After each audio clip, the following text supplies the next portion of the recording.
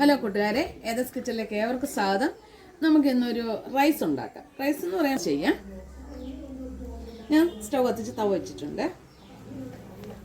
ഈ ചിക്കൻ ഒന്ന് വറക്കാൻ വേണ്ടിയിട്ട് മാത്രം ഇച്ചിരി വെളിച്ചെണ്ണ ഒഴിക്കും കേട്ടോ. ചിക്കനും വറക്കാം, സവാള എല്ലാം കൂടെ വറുത്തണം. നമ്മുടെ എണ്ണയൊക്കെ ചൂടായിട്ടുണ്ട്. ഞാൻ ഈ ചിക്കനെ കുഞ്ഞായിട്ടായിരുന്നതാണ്. ഇച്ചിരി വറുക്കുണ്ടായിരുന്നു ഇവിടെ, അപ്പം അതിനകത്തൊന്ന് ഒരു 4-5 പീസ് എടുത്താണ്.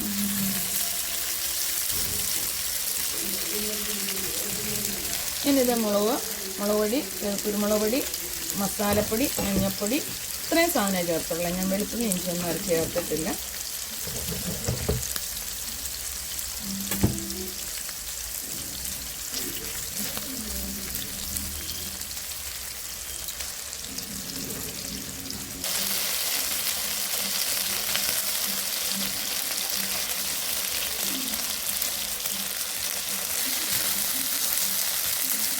നമ്മുടെ ചിക്കന് റെഡി ആയിട്ടുണ്ട്.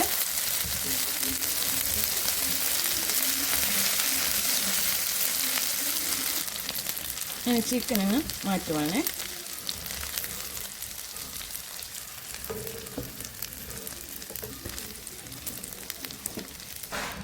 ആ എണ്ണയ്ക്കകത്തോട്ട് തന്നെ ഒരു സവാള ഉള്ളി എടുത്തോളേ. 1 ഗ്ലാസ് അരിയേ ഉള്ളൂ കേട്ടോ, ഒത്തിരി ഒന്നുമില്ല. ഞാൻ ഈ ഗ്ലാസ്സിനകത്താണ് ചോറിനൊക്കെ അരി ഇടുന്നത്. അപ്പോൾ അത് കുറച്ചൊരു 4 അരി എന്ന് പറയാൻ പറ്റുമായിരിക്കും.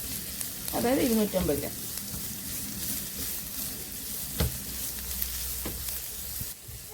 എന്നുണ്ട് ബീൻസേ, ഈ സവാളുള്ളി ഒത്തിരി കറുത്ത് പോകണ്ട. നമ്മളൊന്ന് ചവയ്ക്കുമ്പോൾ ഒരു കടി കൊള്ളണം. അങ്ങനെയാണ് എടുക്കുന്നത്. അതുപോലെ തന്നെ ക്യാരറ്റ് കൂടെ തന്നെ ഇടുവാണ്. അത് 1 ക്യാരറ്റ് ഉണ്ട്. പിന്നെ നമ്മുടെ ഈ കാബേജ് ഉണ്ടല്ലോ, കാബേജ് കൂടെ. പച്ചമുളകൊന്നും ഞാൻ ചേർത്തിട്ടില്ല കേട്ടോ.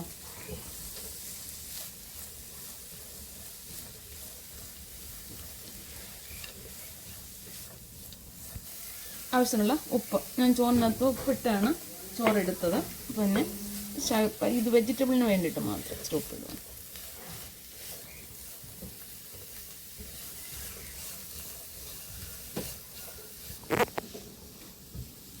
നമ്മുടെ പച്ചക്കറിയെല്ലാം വെജിറ്റബിളെല്ലാം ഒന്ന് വഴണ്ടിട്ടുണ്ട്. ഞാനത് മാറ്റുവാണ്. നമുക്ക് റൈസ് റെഡിയാക്കി ഞാൻ ശകലം നെയ്യ് ഇടുവാണ്.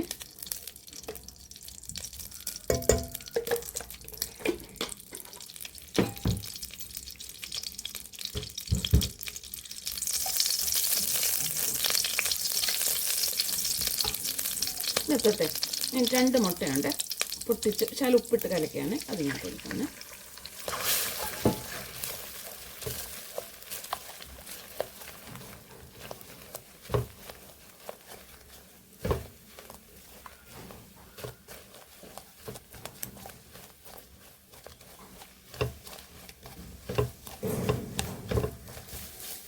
നമ്മുടെ മുട്ട റെഡി ആയിട്ടുണ്ട്. എന്നിട്ട് ഞാൻ അതിനകത്തോട്ട് ചോറിടുവാണ് കേട്ടോ.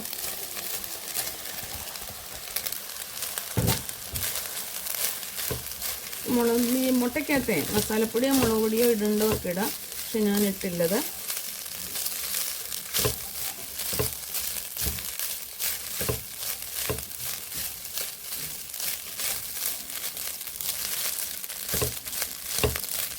മുട്ട ചോറിനോടെല്ലാം മിക്സ് ആയിപ്പോയിട്ടുണ്ട്. പിന്നെ നമ്മുടെ വെജിറ്റബിൾ ഇങ്ങോട്ട് ഇടുവാണ്.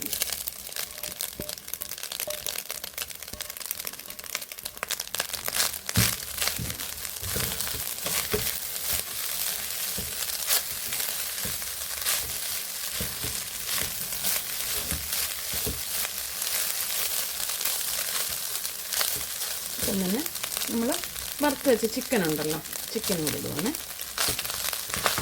ഇത് ചെറിയ പീസാക്കി എടുക്കാം. ഞാൻ പിന്നെ ഇത്രയും എടുക്കുന്നേ ഉള്ളൂ. കൊച്ചു പീസാക്കി എടുക്കാം. ചിക്കൻ വേണമെങ്കിൽ കൂടുതലെടുക്കാം. അത് നമ്മൾ ഉണ്ടാക്കുന്നവരുടെ ഇഷ്ടം, ആഗ്രഹം പോലെയല്ലേ. ഇപ്പോൾ കുറച്ച് എടുത്തിട്ടുള്ളൂ. പക്ഷെ നല്ല ടേസ്റ്റാണ് കേട്ടോ. നട്ട്സ് മുന്തിരിങ്ങ ഒന്നും ഇട്ടിട്ടില്ല കേട്ടോ.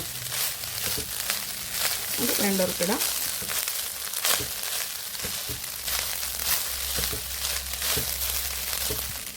ഞാൻ ചോറിനകത്തെ തടിയിടാം. നമ്മൾ ചിലപ്പോൾ തടിയൊന്നും നമ്മുടെ വീട്ടിൽ കാണാൻ, അന്നേരം എന്ത് ചെയ്യണമെന്നറിയാം, ശകലം ഗരം മസാലപ്പൊടി ഉണ്ടല്ലോ, നമ്മൾ വെള്ളം വെട്ടി തിളച്ച് കഴിഞ്ഞ് ഉപ്പിട്ട് കഴിഞ്ഞിട്ട് അരി ഇടുമ്പോൾ ഇട്ട് കഴിഞ്ഞൊന്ന് തിളയ്ക്കാൻ നമ്മൾ ലേശം ഗരം മസാലപ്പൊടി ആ ചോറിനകത്തൊക്കെ ഇടാമെന്നുണ്ടല്ലോ, ആ ചോറിലെല്ലാം മസാലപ്പൊടി അങ്ങ് പിടിക്കും. അപ്പോൾ ഞാൻ അങ്ങനെയാണ് ഇതിനകത്തിട്ട് കഴിഞ്ഞാൽ തടിയൊന്നും ഇടാതെ മസാലപ്പൊടി ഇട്ടേരെ. നമ്മുടെ റൈസ് റെഡി ആയിട്ടുണ്ട്. എല്ലാവരും ചെയ്യുന്നതായിരിക്കും, പക്ഷേ ഞാനിതൊന്ന് ചെയ്തെന്നേ ഉള്ളൂ. അപ്പോൾ നിങ്ങൾക്ക് ഇഷ്ടപ്പെട്ടല്ലോ, അങ്ങനെ എല്ലാവരും ഒന്ന് ചെയ്ത് നോക്കുക. പിന്നെ ആവശ്യമായ മല്ലിയില,